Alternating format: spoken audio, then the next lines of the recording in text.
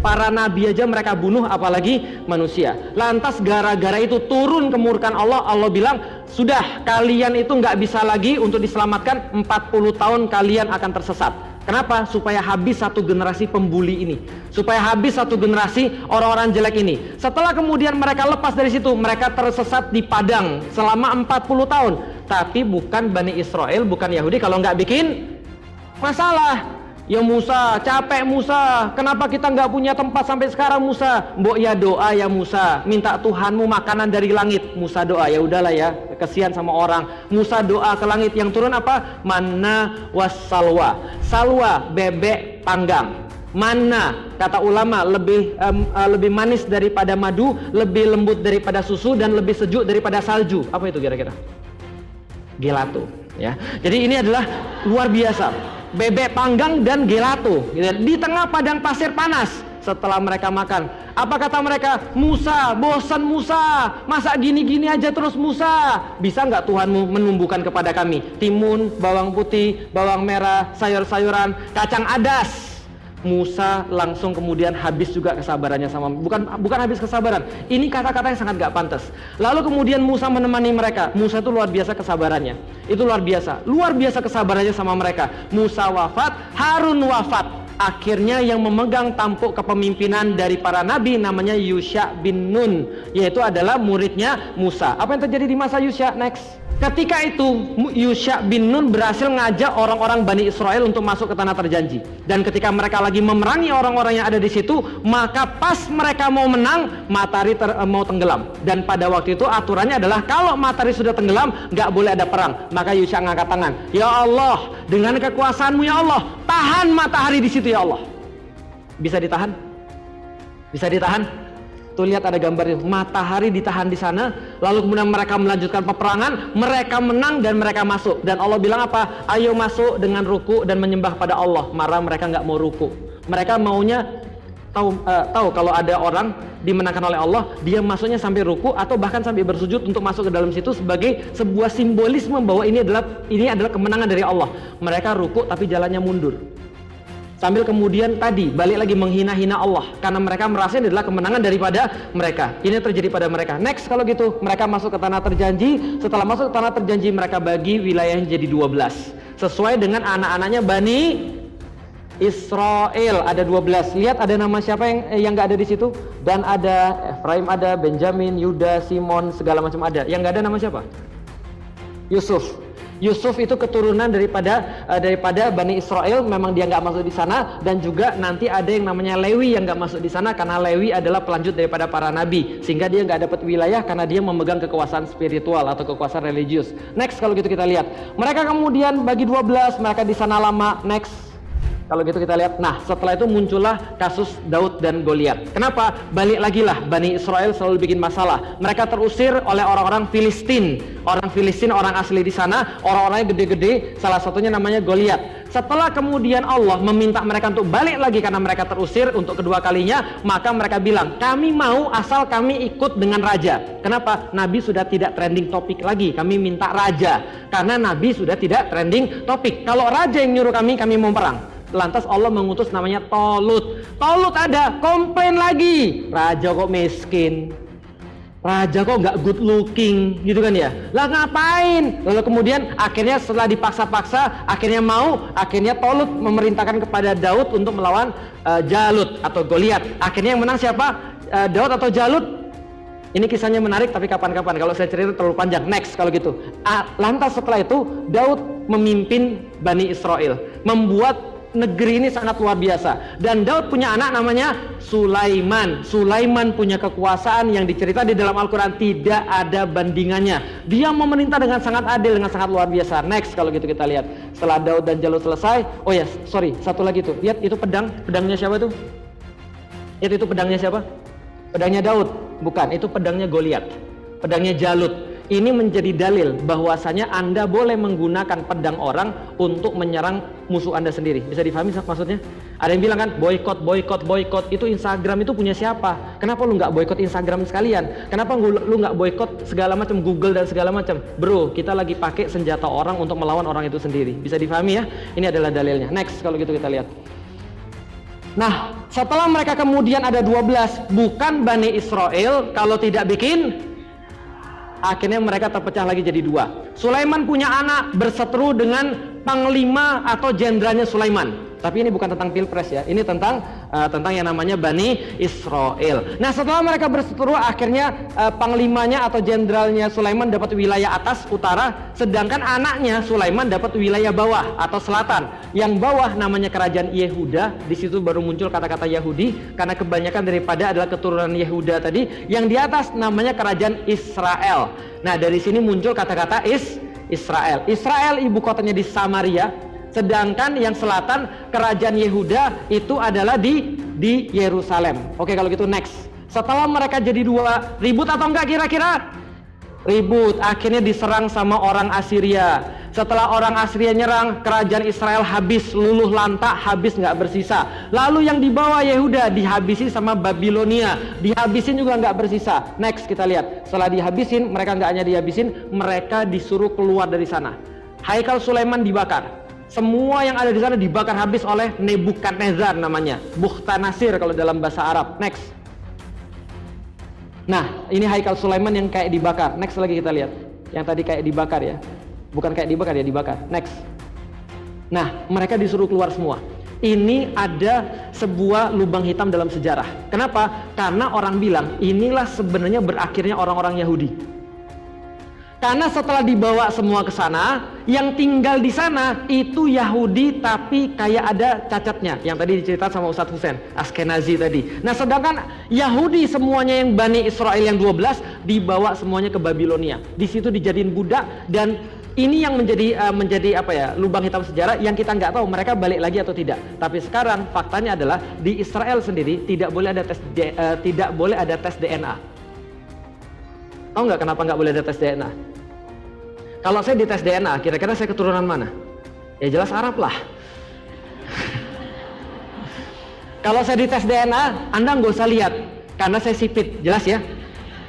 Kalau saya dites DNA, tapi kalau mereka dites DNA, mereka nggak berani. Kenapa? Karena ada beberapa kasus di Amerika, ada orang yang tahu banget bahwa keluarganya Yahudi, ketika dites DNA, ternyata mostly itu DNA-nya bukan DNA Semit, tapi justru Yunani. Jadi ya udahlah ya, tapi kita nggak usah bahas itu. Nah, setelah mereka diusir keluar sama Babilonia, next, mereka akhirnya dibalikin lagi sama raja namanya Cyrus.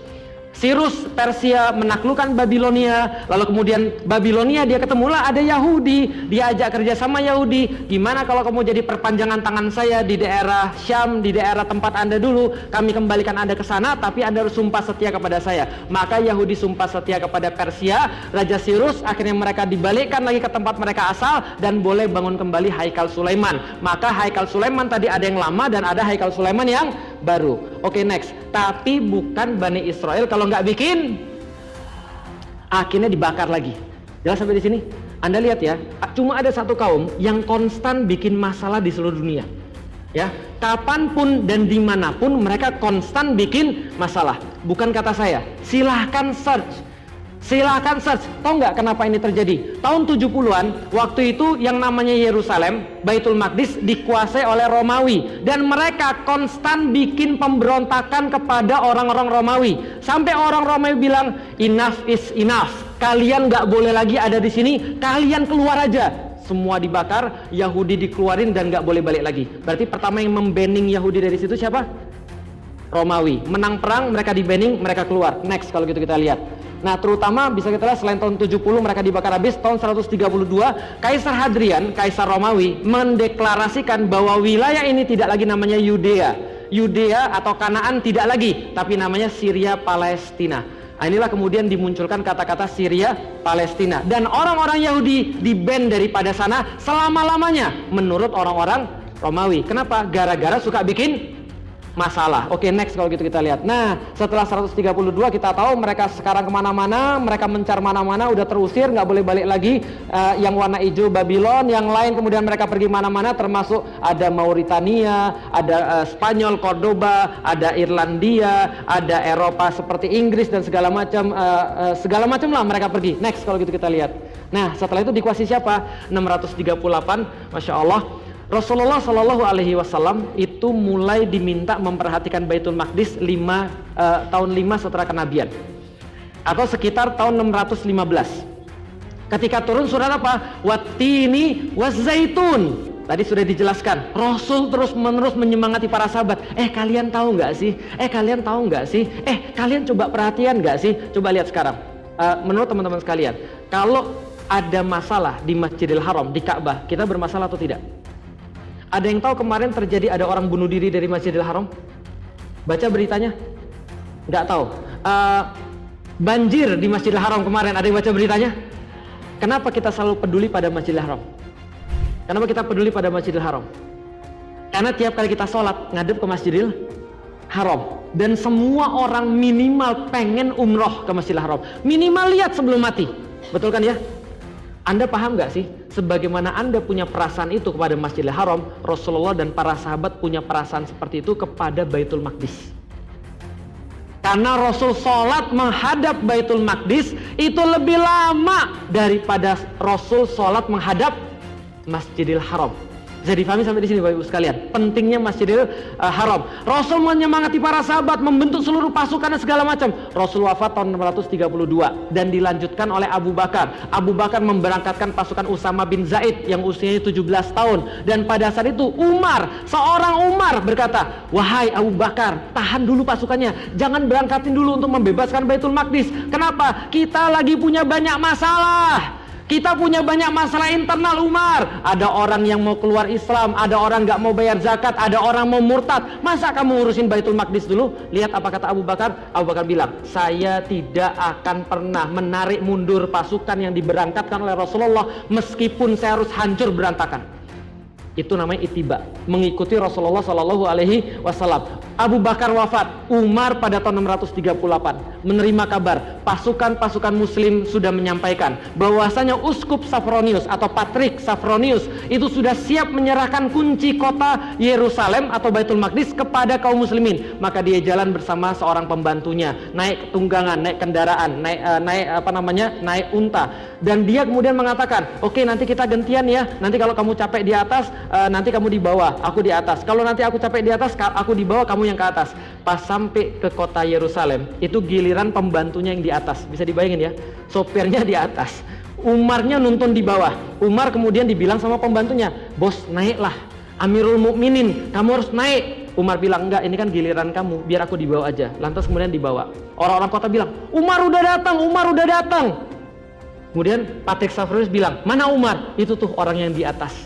Lantas Patrik bilang, "Enggak, bukan ini orangnya. Ini bukan orangnya. Karena aku tahu persis, orang yang dimaksud di dalam kitabku yang nanti akan memimpin Baitul Maqdis adalah orang yang sederhana." Dia bilang orangnya yang di bawah itu. Lantas kemudian diserahkan kunci kota kepada Umar. Umar bilang, "Boleh saya minta untuk sholat?" "Boleh, silakan, ini gereja tadi sudah disiapkan. Gereja tadi sudah disiapkan untuk jadi tempat sholatmu." Gereja yang tadi itu loh, yang tadi saya liatin, gereja Makam Kudus. Umar bilang, "Jangan, kalau saya sholat di sini besok nanti ada orang Muslim akan mengganti tempat ini sebagai masjid. Lebih baik saya sholat tempat yang lain. Izin?" "Boleh, silakan." "Kamu mau sholat di mana?" Dia jalan-jalan di sekitar kompleks Baitul Maqdis. Kemudian dia mendapati di situ ada tempat, ada satu batu. Dia bilang, "Disinilah Rasulullah Shallallahu Alaihi Wasallam dulu mi'rajkan ke Sidratul Muntaha." Kemudian bilang, "Saya izin sholat di sini." Akhirnya kemudian Umar sholat di situ. Lalu panggil Bilal, "Sini Bilal." Azan. Karena isyarat kemenangan adalah azan. Azan yang nggak pernah terjadi. Karena Bilal itu nggak bisa nyebut nama Rasulullah Shallallahu Alaihi Wasallam. 638 kota ini dibebaskan. Ada perang di situ? Nggak ada. Kaum muslimin ingin ngasih tahu, ini adalah contoh tempat perdamaian. Besok-besok ada orang bilang, Palestina itu complicated karena sudah konflik dari dulu. Anda belajar sejarah dari mana? Bilang bahwa tempat ini adalah tempat konflik dari dulu. Itu nyata-nyata Anda nggak pernah belajar sejarah. Atau belajar sejarah tapi sambil main QQ. Wah, Bapak Ibu sekalian. Nah, Ini kemudian Umar datang 638, dia membuat kota ini sebagai contoh daripada perdamaian. Dia mengatakan semua orang boleh ke sini, Kristen welcome, Yahudi boleh, bahkan ada yang versi mengatakan nggak boleh, tapi versi yang mengatakan nggak boleh ini mengatakan bahwa ini justru syarat daripada orang-orang Kristen, karena orang Kristen merasa bahwa ada Yahudi itu bikin masalah, maka mereka bilang Yahudi nggak boleh, tapi Umar tetap membolehkan. Makanya sampai sekarang juga masih ada banyak quarters punyanya orang-orang Yahudi dari awal memang di kota itu. Akhirnya kemudian Umar memimpin dengan sangat luar biasa sampai tahun 1095. Nanti panjang kalau saya ceritain sebabnya. Yang jelas 1095 mulai muncul konferensi di Clermont untuk menyatakan perang salib. Perang salib akhirnya mewujud pada tahun 1098, 1099 Yerusalem hilang. Next. Dan lihat Bapak Ibu sekalian, apa yang penting dari 1099 ini? Yang paling penting adalah ulama-ulama semuanya sepakat ini adalah azab untuk kaum muslim. Apa? Azab untuk kaum muslim. Kenapa azab untuk kaum muslimin? Karena mereka berpecah belah. Saya kasih tahu, saya belajar sejarah dan saya nggak menemukan kekuatan kaum muslimin lebih besar daripada 1099. Itu pasukannya gede-gede, pasukannya kuat-kuat, manapun ditaklukkan. Tapi gara-gara berpecah, Baitul Maqdis hilang. Lihat ya, kalau kita punya masalah antar umat, yang pertama kali kelihatan Palestina. Yang pertama kali kelihatan Baitul Maqdis. Indikasi pertama pasti Baitul Maqdis hilang. Itu sudah janji Allah. Coba bayangin ya, ulama-ulama berkata, lihat baik-baik, 1099 kaum muslimin sedang punya kekuatan paling besar, tapi ketika mereka bermasalah, Baitul Maqdis lepas. Pertanyaan kita sekarang, kita kuat atau enggak? Kita kuat atau enggak? Sudahlah enggak kuat, berpecah belah. Tapi kita manusia Ustadz, kita punya perasaan. Sama, saya juga punya perasaan. Terus terang, saya bilang, Dear Allah, I'm done 2023. Kita berusaha untuk punya hubungan baik, kita berusaha untuk menyatukan, kolaborasi dan segala macam. Tapi halangan selalu muncul. Saya juga punya banyak masalah dengan individu-individu. Saya punya banyak masalah dengan orang-orang. Entah saya menzolimi atau orang lain menzolimi, atau kita merasa dizolimi. Kita punya banyak masalah. Tapi Bapak Ibu tahu, begitu kemudian terjadi Baitul Maqdis dibombardir kayak gini, Gaza dihabisin kayak gini, apa yang saya bilang? Kalau saya nggak bisa memperbaiki hubungan saya dengan orang-orang Muslim yang lain di Indonesia, maka saya nggak layak ngomong tentang perjuangan Baitul Maqdis. Bisa difahami Bapak sekalian. Karena ini serius, hancur kalau kita tidak berukhuwah.